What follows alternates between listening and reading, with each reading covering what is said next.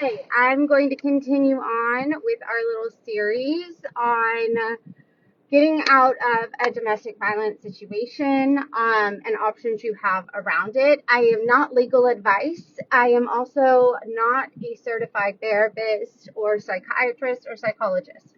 I am simply a survivor that is sharing with you options that you have as you try to make your life better. Okay?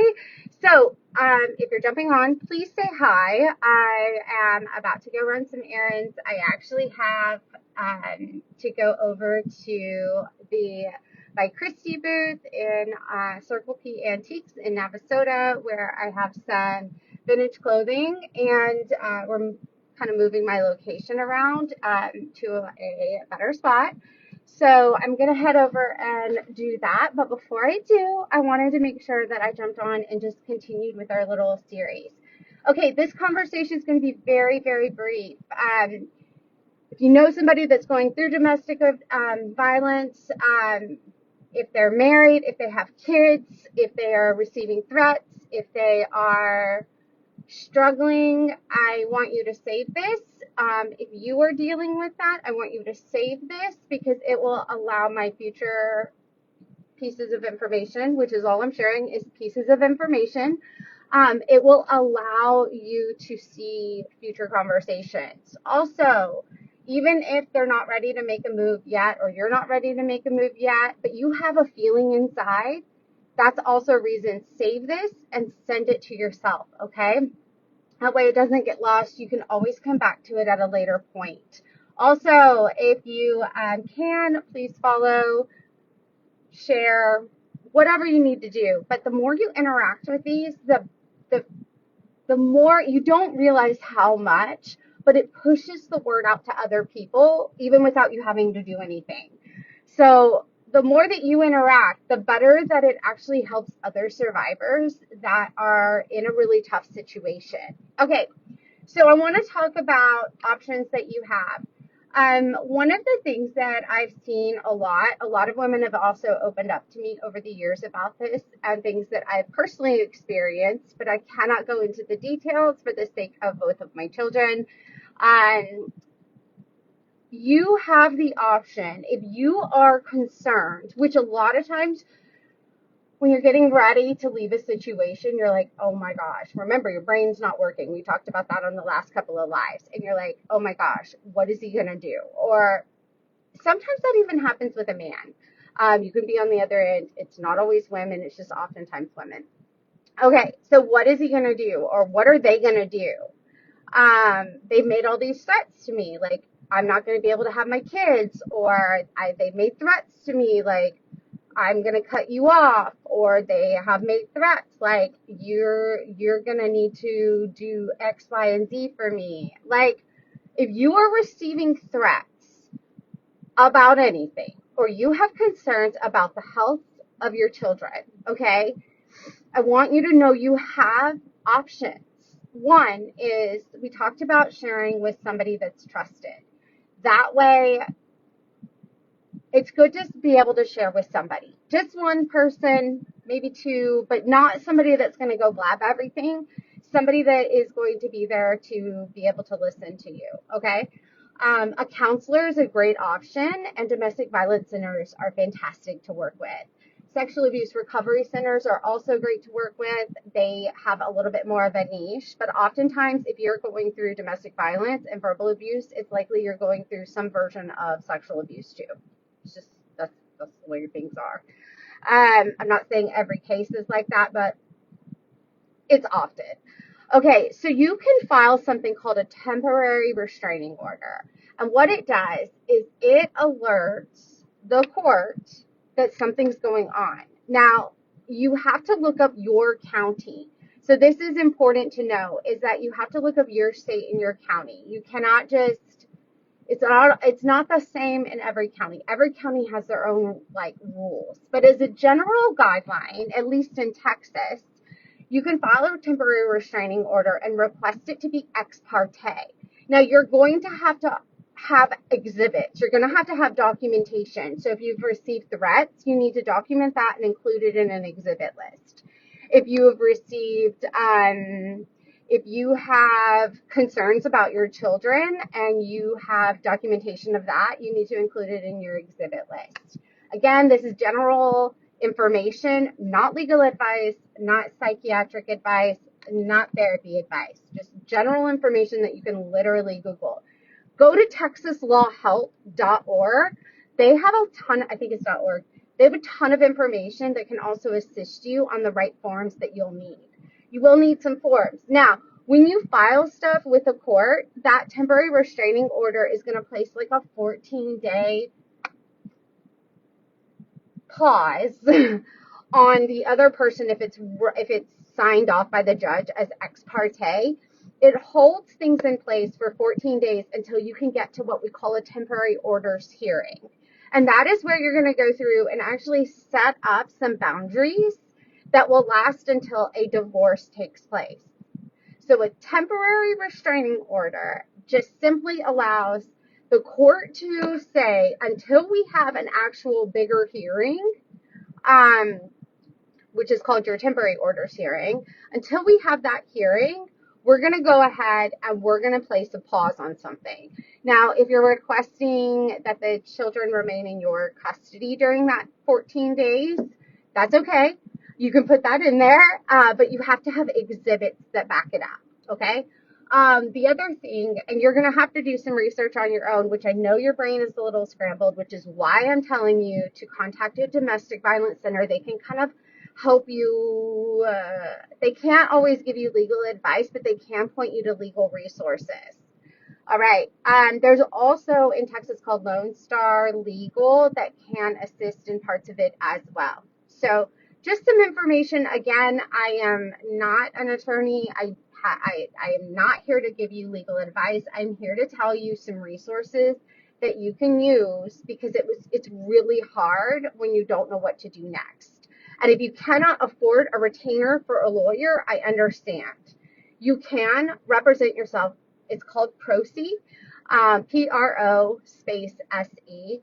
You are held to the same standards that a lawyer would be held. So when you go through court, you have to follow the same procedures. You're not really given tons of leeway, although the judge is aware that you did not go through law school, and the judge is aware that you are at a slight disadvantage.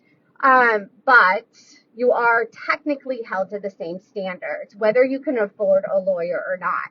There are resources out there for you to get a pro bono lawyer. I will tell you that sometimes it's difficult. Sometimes the Red Sea parts and God places that in your life. For other people, there's a different path. And so you have options. Just know that even though this is a difficult process, whichever route you end up taking, when you get to the other side, there is freedom, okay? There is freedom that makes it all worth it, and you're going to discover things about yourself that you didn't even know you had in you. And your faith in the Lord expands when you go through something like this. I have prayers for you. I pray over these before I send them out. I know God is telling me in this process to speak up because there's not very many people doing it. And he's going to protect you just like he's protecting me, okay? So with that being said, the other party has the option, you do have to formally serve them. You can request it to be from a courier service, or you can have an officer serve them. You also at this point usually file for divorce, okay? So you have the divorce petition served with the temporary restraining order. Now, if you want the judge to sign off on the temporary restraining order without the other party having a hearing, you can request something called ex parte. It's spelled E-X space P-A-R-T-E. You're going to have to look it up. You're going to have to look up the procedures for it, but you can make that a request as well. So what do you need to do this? You need a divorce petition. You need a temporary restraining order form, which comes from your county, okay? Then you're going to need to request ex parte, and you're going to need an exhibit list with documents to support your request, okay? And those documents are specifically for the temporary restraining order.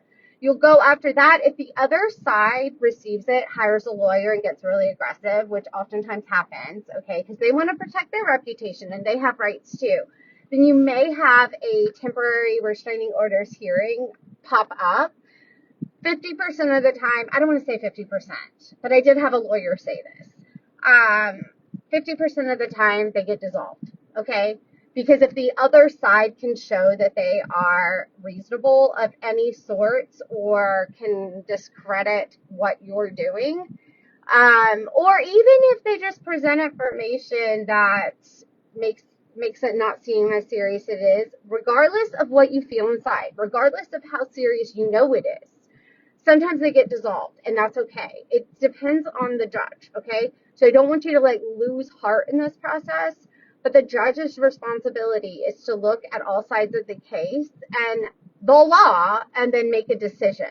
Temporary restraining orders get dismissed all the time, okay? So sometimes then in that temporary restraining order request, the other thing that you can put in there if communication is aggressive is that you are requesting for the judge to require the other party to use a court-approved communication app. A good example of one is called Our Family Wizard. There's some other ones too. There's a free one as well. You can make phone calls that are recorded through it. There's the ability to upload expenses. There's the ability to communicate back and forth, and it really removes the he said, she said out of things, and it also can de-escalate conflict. So if you're receiving a lot of threats or you're receiving a lot of difficult communication, in your temporary restraining orders request and temporary orders paperwork, because you're going to need that too, when you go for the hearing, okay, you need to request that. That is something, I don't want to say need, that's not fair. It's a great idea to consider requesting that. And that means they can't reach out to you via phone calls anymore or emails or pretty much any communication outside of this app, because you can make phone calls through Our Family Wizard and you can make texts go through it as well. Does that make sense? So it's great. It also helps lower a survivor's nervous system, because no longer when your phone rings are you expecting it to be from the person that is causing a lot of strife, okay? So it helps your own nervous system. Like, you can create a different sound when Our Family Wizard goes off. Does that help? I found that was like one of the best things that happened in my life, was moving all communication into like one bucket so that my nervous system could stay calm, because the calmer I am, the better our child is. Like I think one of the things that we have to consider is what's in the best interest of the child is also what's in the best interest of the parent's nervous system. If a parent's nervous system is constantly feeling threatened, so is the child. The child cannot grow up in a healthy environment and will form an unhealthy attachment. And then oftentimes these cycles repeat in the future in their lives. So if we want to look at society and we want to look at things from the perspective of the best interest of our children, we also have to consider what is going to de-escalate conflict in parents' communication so they can better co-parent, and also what is going to de-escalate that child from feeling stress, okay? So those are a few things that I highly recommend you at least researching. You need to apply, because this is not legal advice, you need to apply these things at your own discretion, and if you can get legal assistance throughout this process, even if it's just an interview with a lawyer, or even if it's just getting some pro bono help to help you put together some of the documents, it can greatly help give you confidence. But I do want you to know that if you have to file everything for yourself, I firmly believe that the Lord is going to give you what you need to get through this process. He's going to do it. And it's not going to be from your own understanding. It's going to be from his provision, because he does not want to see his children in places that are dangerous or unhealthy. He wants to see you flourish because that's how he designed you. Okay? All right. Make sure you save this post right now. I want you to go in and save it. Interact with it. If you don't want to publicly interact with it out of, your own confidentiality, or I guess, privacy, then forward it to yourself or DM me. One of the three. Like, do something with this post so that, one, it gets the word out to more people and helps boost it, but two, so that you have a place for it to come back to, because it is really, really easy in the middle of these situations. The brain's not always functioning right, and it's really easy to lose things. And I'm going to be going through the entire process of healing, rebuilding your life, what that looks like, what to expect, the brain recovering. I'm going to share what took me decades of therapy and work and inner work and information gathering. I'm going to share that all with you guys in hopes that you are able to live a better, healthier, and more free life. All right. I hope you have a great day. I just want to remind you that God loves you. I love you. God loves you more, and you can do hard things.